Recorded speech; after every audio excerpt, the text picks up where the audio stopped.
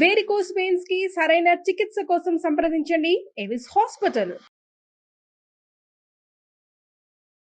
గోధూళి దూసరిత కోమల కుంతలాగ్రం గోవర్ధనోద్ధరణ కేళీకృత ప్రయాసం గోపీజనస్య కుచ కుంకుమముద్రితాంగం గోవిందమిందువదనం శరణం భజామః. భాగవత కథాసుధకి స్వాగతం. గోపికల వస్త్రాపహరణాన్ని నిన్న విన్నాం. గోపికా వస్త్రాపహరణం తర్వాత కృష్ణుడు ఇంకెవరిని ఉద్ధరించబోతున్నాడో ఈ కొత్త లీల ఏమిటో చూద్దాం. ఒకరోజట చాలా తీవ్రమైన ఎండగా ఉందట. బలరామకృష్ణులు గోపబాలుడు వీళ్ళంతా యమునా తీరాన ఉన్న అడవుల్లో గోవుల్ని మేపుతూ బృందావనం నుంచి చాలా దూరం వెళ్ళిపోయారు. ఎంతో దూరం వెళ్ళాక ఎండవేడికి తట్టుకోలేకపోయారు. ఆ గోవులు కూడా తలా ఒక పక్కన చెట్ల కింద కూర్చుని వీళ్ళు కూడా చెట్ల నీటిలో విశ్రమించారు. కాసేపు తేరుకున్నాక ఏమన్నట, మిత్రులారా ఈ చెట్లను చూడండి, ఇవి ఎవరి నుంచి ఏమీ కోరవు, తమ పట్ల ఎవరెంత అపచారం చేసినా సహిస్తాయి, అలాగే అన్ని ప్రాణులకి ఉపయోగపడమే తన జీవిత లక్ష్యం అన్నట్టు బతుకుతాయి చెట్లు, అంతే కదా. వాటికి ఎవరికి తోటి ఏమీ లేదు, కొట్టేసిన వాడికి కూడా నీడిస్తుంది పండిస్తుంది చెట్టు. తాము ఎండకు ఎండి గాలికి వాలిపోయి వానకి తడిసి చలిని సహించి అవే బాధల నుంచి మనని రక్షిస్తాయి. అంతేకాదు ఎవరైనా తమ వద్దకు ఏదైనా ఆశించి వస్తే వాళ్ళని రిక్తహస్తాలతోటి పంపవు. ఎవడైనా వస్తాడు, పచ్చగా ఉన్న నాళ్ళు ఆకులు కాయలు పళ్ళు పువ్వులు ఇస్తాయి, ఎండి మోడైపోయాక కలప కట్టె కట్టెలు బొగ్గులు ఇస్తాయి. చెట్లు ఎంత గొప్పవి, ఇంతకంటే జన్మ సాఫల్యం అంతరం ఇంకొకటి ఉందా? జీవిత సాఫల్యానికి ఇంకేం కావాలి? ఎప్పుడూ ఇతరులకు సహాయపడ్డమే. మానవులు వీటిని చూసి నేర్చుకోవాలి. తమ జీవితకాలంలో ప్రాణాన్ని బుద్ధిని ధనాన్ని వాక్కుని లోకహితం కోసం వినియోగించాలి ప్రతి మానవుడు అని శ్రీకృష్ణుడు భాగవతంలోనే చెప్పాడట. భగవద్గీత దాకా వెళ్ళలా, చిన్నపిల్లాడప్పుడే చెప్తున్నాడు. పుట్టిన ప్రతి ప్రాణి లోకహితం కోసం ప్రవర్తించాలి. మనం మొత్తం లోకహితం కోసం ప్రవర్తించలేకపోతాం, కనీసం కొంతైనా లోకహితం, సొంత లాభం కొంత మానుకుని పొరుగువాడికి తోడ్పడాలని కృష్ణ పరమాత్మే చెప్పాడు. అయితే ఏం చేశారు, ఎండగా ఉందనుకున్నారు కదా, సరే నది దగ్గరికి తీసుకెళ్ళి నీళ్లు తాగిచ్చారు. ఆకళ్ళు వేస్తున్నాయి బాగా, ఎండాకాలం ఆకళ్ళు ఎక్కువ, కృష్ణ ఆకలి తీరే మార్గం ఏదైనా చెప్పమన్నారు. అయితే ఈయన ఏమనుకున్నాడంటే, ఆయన ఆలోచిస్తున్నాడు, తనకు అత్యంత భక్తురాలైన ఒక విప్రపత్నిని ఆయన ఉద్ధరించాల్సి ఉంది. ఆ సమయంలో ఎవరికో ఒకళ్ళకి ఇవ్వాలి, ఒక సహాయం చేయాలి ఆయన. అందుకని ఏం చేశాడు, మిత్రులకి ఆకలి తీర్చేది తన భక్తురాలకి మోక్షం కలిగించేది అయిన ఒక మంచి ఉపాయాన్ని పెట్టుకున్నాడు. ఏం చెప్పాడంటే, ఆ పక్కన కొంచెం దూరంలో అనేక మంది వేదవేత్తల ఆశ్రమాలు ఉన్నాయి, వాళ్ళంతా యజ్ఞం చేస్తున్నారు, స్వర్గలోకవాసం కోసం యాగాలు చేసుకుంటున్నారు. వాళ్ళు బృహస్పతి శవం అనే యాగం చేస్తున్నారట, యజ్ఞం. అయితే మీరు వాళ్ళ దగ్గరికి వెళ్ళండి, బలరామకృష్ణులు మాకందరికీ అన్నం పెట్టమని అడుగుతున్నారని అడగండి అని చెప్పాడు. చెప్పేసరికల్లా ఈ గోపబాలురంతా ఆ యజ్ఞవాటిక దగ్గరికి నడిచిపోయారు. యజ్ఞవాటికలో ఉన్న వాళ్ళకి దండం పెట్టారు, చేతులు జోడించి, అయ్యా బ్రాహ్మణోత్తములారా, బలరాముడు కృష్ణుడు మమ్మల్ని పంపారు, వాళ్ళిద్దరూ మేమును చాలా ఆకలితోటి ఉన్నాం, మాకు అన్నం పెట్టమని మిమ్మల్ని అడగమన్నారు అని చెప్పారు. చెప్పేసరికల్లా పైగా మీరు యజ్ఞం చేస్తూ దీక్షలో ఉన్నారు, ఈ దీక్షలో ఉన్న వాళ్ళు తాము వండుకున్న అన్నం తాము తిన్నా ఇతరులకు పెట్టినా తప్పు లేదని చెప్పమన్నారు. మీరు యజ్ఞ దీక్షలో ఉన్న వాళ్ళు అన్నం వాళ్ళు తినచ్చు, ఇంకొకళ్ళకి పెట్టచ్చు, తప్పు లేదని చెప్పమన్నారు. కాబట్టి మీరు సమస్త ధర్మాలు తెలిసిన పెద్దవాళ్ళు బలరామకృష్ణులకి అన్నం పెట్టండి, మాకు కూడా అన్నం పెట్టండి అని అడిగారు. ఈ విప్రులు స్వర్గము మొదలైన అంటే ఏమనాలి, అల్పమైన విషయాలు, చిన్న విషయాల పట్ల మాత్రమే ఆసక్తిగా ఉంది. విస్తారంగా కర్మలు చేయటమే జీవన సాఫల్యం అనుకునే చాలా చిన్న బుద్ధి. వీళ్ళకి భగవంతుడిని తెలుసుకునే ఉపాయం మీద దృష్టి లేదు, స్వర్గారోహణ ఎలా స్వర్గాన్ని పొందాలి అనే దాని మీదే ఉంది. పైగా దానికి తోడు ఏంటంటే మూర్ఖులు, తమంత జ్ఞానులు ఎవరు లేరన్న ఉద్దేశం ఉన్నవాళ్ళు. భగవంతుడిని తెలియని వాడిని మూర్ఖుడనే కదా అనాలి. అక్కడి నుంచి సాక్షాత్తు భగవంతుడే గుమ్మంలోకి వచ్చి అన్నం అడిగినా విన్నట్టు ఉండిపోయారు. అన్నం పెడతామని అనలేదు, పెట్టమని సమాధానం చెప్పల. గోపబాలుడు వెనక్కి తిరిగి వచ్చేసారు. ఇక నిరాశగా వచ్చారు. అప్పటికే ఎండ మార్చేస్తోంది, ఆకలి కడుపుతో నకనకలాడుతూ వెనక్కి వచ్చారు. అయితే బలరామకృష్ణులకు చెప్పారు, ఇలా జరిగింది. వాళ్ళు ఏం మాట్లాడలేదని. కృష్ణుడు నవ్వేట, ఏదైనా ఒక పని చేయాలంటే ప్రయత్నం చేస్తూ ఉండాలి. మనకు అన్నం కావాలి, ప్రయత్నం చేయొద్దు, వాళ్ళని అడిగావు వాళ్ళు కాదన్నారు, ఇంకోళ్ళని అడుగు, ఇంకో ప్రయత్నం చేయాలి కదా. ఒక ఉపాయం ఫలించకపోతే ఇంకో ఉపాయం ఆలోచించాలి. కాబట్టి మీరు మళ్ళీ వెళ్ళండి, ఈసారి బ్రాహ్మణులను అడగద్దు, వాళ్ళ భార్యలను అడగండి అన్నాడు. ఈ విప్రులు జ్ఞాన సంపన్నులు, వాళ్ళకి ఆలోచన ఏంటంటే చదువు విషయం వరకే వాళ్ళకి ఆలోచన ఉంది. కానీ విప్రుల భార్యలు భక్తి సంపన్నులు, వాళ్ళకి చాలా భక్తి ఆలోచనలు ఉన్నాయి. వాళ్ళకి ఏంటంటే అన్నిటికీ ఎప్పుడు నిరంతరము పరమాత్మ మీదే లగ్నమైన మనసు కలిగిన వాళ్ళు. విప్రపత్నులు విష్ణు కథలు విన్నారు, వాటిని మననం చేసుకున్నారు, వాటినే ధ్యానం చేసి ధన్యులయ్యారు. వారు శరీరాలతో సంసారాల్లో ఉన్నారు, కానీ వాళ్ళ మనసుల్లో మాత్రం విష్ణువే ఉన్నాడు ఖచ్చితంగా. కాబట్టి కృష్ణుడు అన్నం అడుగుతున్నాడు అని చెప్పమన్నారు. ఈ పిల్లలు మళ్ళీ గోపబాలురంతా వెళ్ళారు.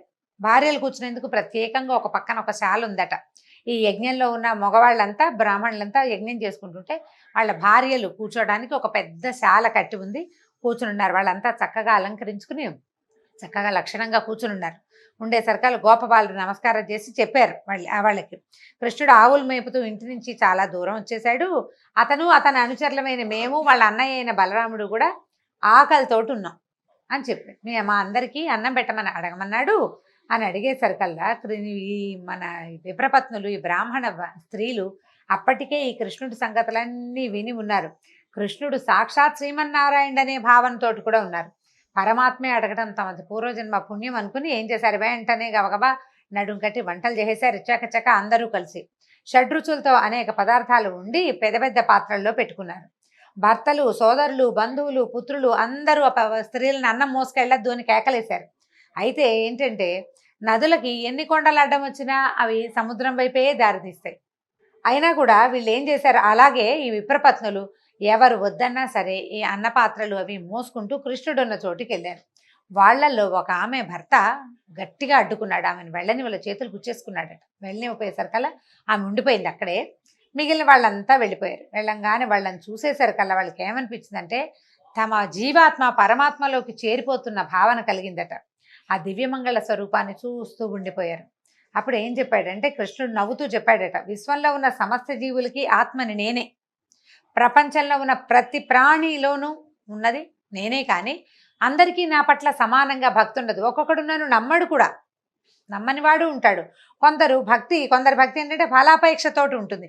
ఈ పూజ చేస్తేనో, ఈ పారాయణ చేస్తేనో, ఈ నోములు చేస్తే ఈ కోరిక తీరుతుంది, ఇన్ని కొబ్బరికాయలు కొడితే ఈ కోరిక తీరుతుంది, ఈ నామాలు రాస్తే ఈ కోరిక తీరుతుంది, ఇలాంటి ధ్యాసలో ఉండేవాళ్ళు ఏం చేస్తారు, ఆ మనసులో పెట్టుకుంటారు భగవంతుడు ఫలాపేక్షతోటి. ఆ కోరిక తీరే వరకు వాళ్ళ భక్తి దృఢంగా ఉంటుంది. మనం రోజు రామకోటి రాస్తాం అంటే అందరూ ఇలా ఉంటారని నేను చెప్పట్లేదండి, మాట సామెతకి చెప్తున్నాను అంతే. ఈ మన పని అయ్యేదాకా, మా పిల్లలు పైకి వచ్చేదాకానో, లేకపోతే వ్యాపారం పైకి వచ్చేదాకానో, మా ఆరోగ్యము ఏదో అనారోగ్యంలో ఉన్న వ్యక్తి తిరిగి వచ్చేదాకానో ఉపవాసం చేస్తామనో, రామకోటి రాస్తామనో, ఏదో సాయినామని రాస్తామనో, ఇంకోటి రాస్తామనో పెడతారా. అది అయిపోయాక ఏమవుతుంది, ఇది మానేస్తాం మనం కదా, సహజంగా జరిగేదేనండి. ఇది తప్పని అనడం లేదు, తప్పని భగవంతుడు కూడా చెప్పటల్లా, ఫలాపేక్షతో ఉండే భక్తిని గురించి చెప్తూ ఈ మాట చెప్తున్నాడు.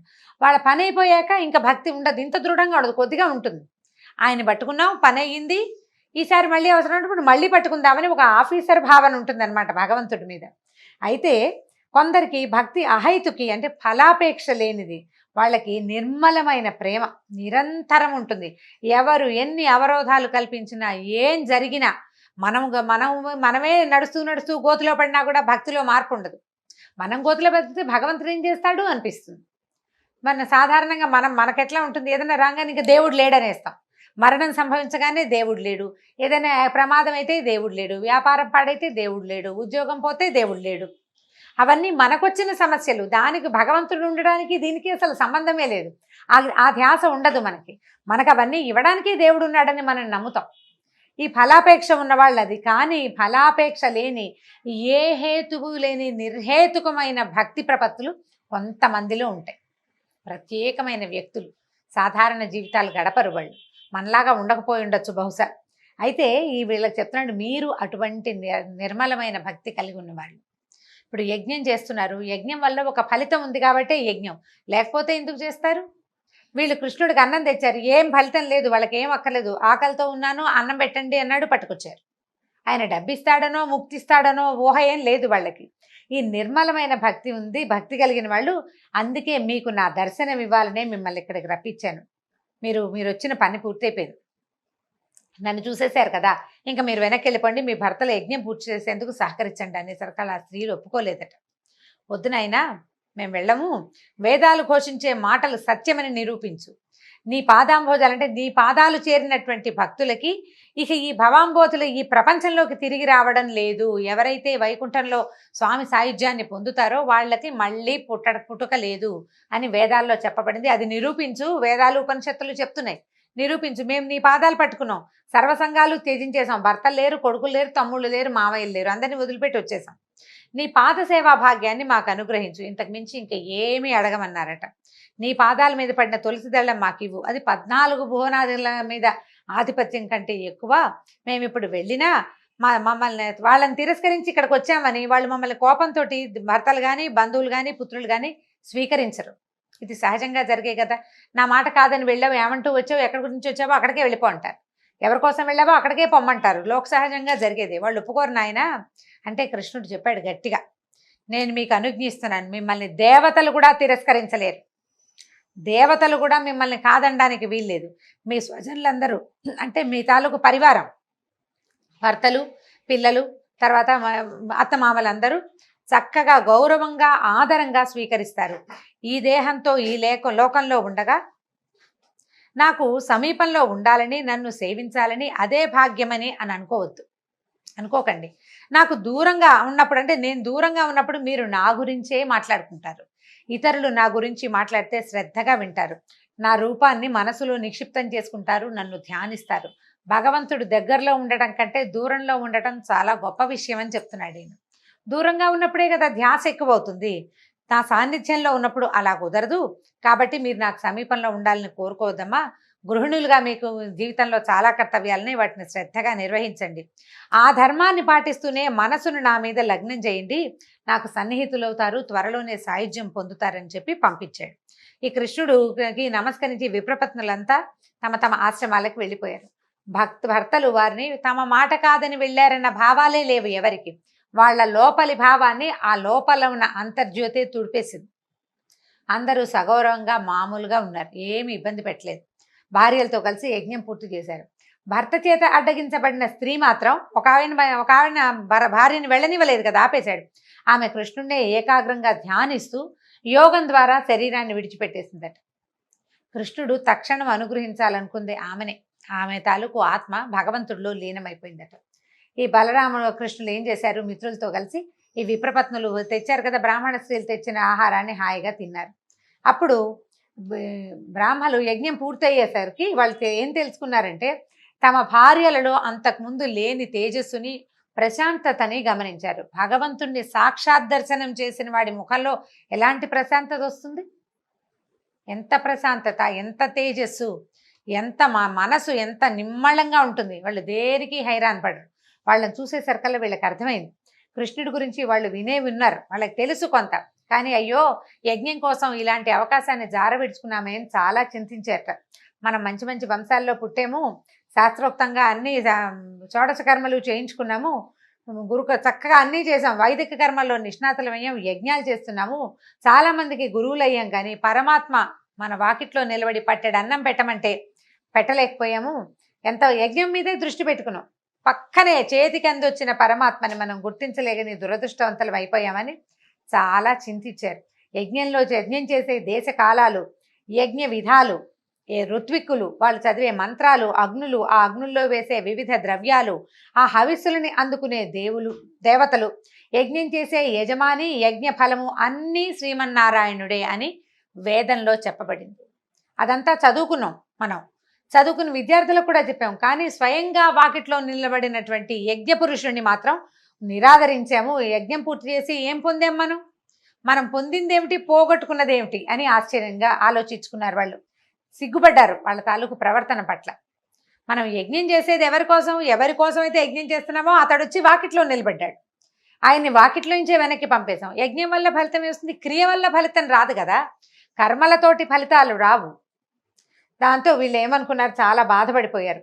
అయ్యో ఏ శాస్త్రాధ్యయనము లేని మన భార్యలకి భగవంతుడి పట్ల నిశ్చలమైన భక్తి ఉంది, వీటన్నిటికంటే యజ్ఞాది కర్మల కంటే భక్తి గొప్పదని వాళ్ళు నిరూపించారు. వెంటనే గుర్తించి సేవించారు, తరించారు. అప్పుడు దండాలు పెట్టుకున్నారనమాట. చేసిన అపరాధాన్ని మన్నించు, మేము ఇంత తప్పు చేశాము, ఎక్కడో ఉన్నాడు, ఈ దగ్గరలోనే ఉండుంటాడు అడవిలో, అన్నాలు తిని భోజనాలు చేసి ఉంటారు కదా, వీళ్ళు పట్టుకెళ్ళిన అన్నం అంతా తిని ఉంటారు వాళ్ళు, ఇక్కడే ఎక్కడో ఉంటాడు, వెళ్దామని వాళ్ళకి కోరిక కలిగింది. కానీ ఒకవేళ వెళ్తే రాజ్యాన్ని పాలించే కంసుడి ఆగ్రహానికి గురవుతామేమోనని భయం వేసింది. దాంతో సర్దుకుని ఊరుకున్నారు, ఇంక ఏమీ చేయలేకపోయారు. మొదటిసారి చూడండి, కర్మల లంపటంలో అంటే ఈ యజ్ఞం మీద ధ్యాసతోటి కృష్ణుణ్ణి గుర్తించలేకపోయారు. రెండో అవకాశం వచ్చినప్పుడు అంటే వెళ్ళి చూసేందుకు తమకు అవకాశం ఉంది, తెలుసుకున్నారు పరమాత్మేనని తెలుసుకున్నారు. కానీ వీళ్ళకి ఏంటంటే దర్శించాలనుకున్న వాళ్ళకి అలవాటైన తర్కము, ఆలోచనలు, అంటే ఇప్పుడు వెళ్తే కంసుడు ఏమంటాడు, రేపొద్దున యజ్ఞాలు చేసుకొని ఇస్తాడు, చేసుకొని అంత దూరం ఆలోచించారు. భగవంతుని చూసే అవకాశం వచ్చినప్పుడు కుతర్కాలేకపోతే ఇంకేముందండి, అవకాశం పోయినట్టే. ఆ రకంగా బ్రాహ్మణులంతా అవకాశాన్ని పోగొట్టుకున్నారు. ఈ సమస్త లోకాధిపతిని దర్శిస్తే మధురాధిపతికి కోపం వస్తుందేమోనని ఆలోచించారు. అందుకంటే చెప్తారు, ఆకాశమంత జ్ఞానం కంటే ఆవగింజంత భక్తి మిన్నా అని చెప్తారు పెద్దవాళ్ళు. అనేక సార్లు చెప్పినా కూడా చెప్పగా ఇప్పుడు మనకి వ్యాసుల వారు చాలాసార్లు ఇది చెప్తూనే వచ్చాడు. భగవద్గీతలో ఎన్నోసార్లు వింటాం. దానికంటే ఇది ముఖ్యమైనది, కర్మల కంటే భక్తి ముఖ్యమైనది అని వ్యాసుల వారు ఎన్నిసార్లో చెప్పారు ఈ మాట. భారతము, భాగవతము, మనం తర్వాత ఏమో భగవద్గీత లాంటివి చదివిన, రామాయణంలోనూ ప్రతి చోట భక్తి శ్రద్ధ చాలా ముఖ్యమైనవని, యజ్ఞాలు హోమాలు చెయ్యొద్దని కాదు, కర్మలు చేయొద్దు అన్న భావం అసలు లేనే లేదు. అవన్నీ చేస్తూ వాటితో పాటు భక్తి శ్రద్ధ అనేవి చాలా ముఖ్యమైనవి. ఇప్పుడు యజ్ఞమా భగవంతుడా అంటే ఏదని తేల్చుకోవద్దు. నువ్వు తేల్చుకోలేకపోతున్నావంటే నువ్వు ఇంపార్టెన్స్ కర్మలకు ఇస్తున్నట్టు. వీళ్ళు చేసిన పొరపాటే అది. అయితే ఈ రకంగా బ్రాహ్మణ పత్నులని ఉద్ధరించాడు శ్రీకృష్ణ పరమాత్మ. దీంతో భాగవత కథా సుధ ఇవాల్టి భాగం పూర్తయింది. వచ్చే భాగంలో మళ్ళీ కలుసుకుందాం. నమస్కారం.